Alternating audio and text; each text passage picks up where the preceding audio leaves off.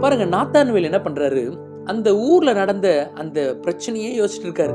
எல்லாமே அழிஞ்சு போச்சு, எல்லாமே முடிஞ்சு போச்சு, டெட். இனி அந்த ஊர்ல இருந்து எதுவுமே நடக்காதுன்னு பழசையே நெனச்சுட்டு இருக்காரு. அதனால அவர் சொல்றாரு, நாசரேத்திலிருந்து ஏதாவது நன்மை வருமா? இன்றைக்கு உங்க வாழ்க்கையில கூட கர்த்தர் நன்மைய செய்ய போறாரு.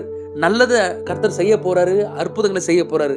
நீங்க நம்புங்க. நீங்க உங்க வாழ்க்கையில நடந்த சில பழைய காரியங்கள, சில தோல்விகளையே நெனச்சுட்டு இருக்கக்கூடாது.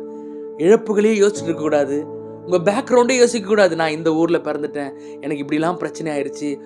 இனி என் வாழ்க்கையில நல்லதே நடக்காது. இப்பேற்பட்ட அனுபவங்கள் நான் கடந்து வந்திருக்கிறேன்னு நீங்க பழசையே நெனச்சுட்டு இருக்காதீங்க. பழச மறந்துருங்க. உங்களுக்கு கர்த்தர் புதிய காரியத்தை செய்ய போகிறார். முந்தினவைகளை நினைக்க வேண்டாம், பூர்வமானவைகளை சிந்திக்க வேண்டாம். இதோ நான் புதிய காரியத்தை செய்ய போகிறேன். உங்க வாழ்க்கையில கர்த்தர் புதிய காரியத்தை செய்ய போகிறார். பழச மறந்துட்டு ஆண்டவரை முன்பதாக வைங்க.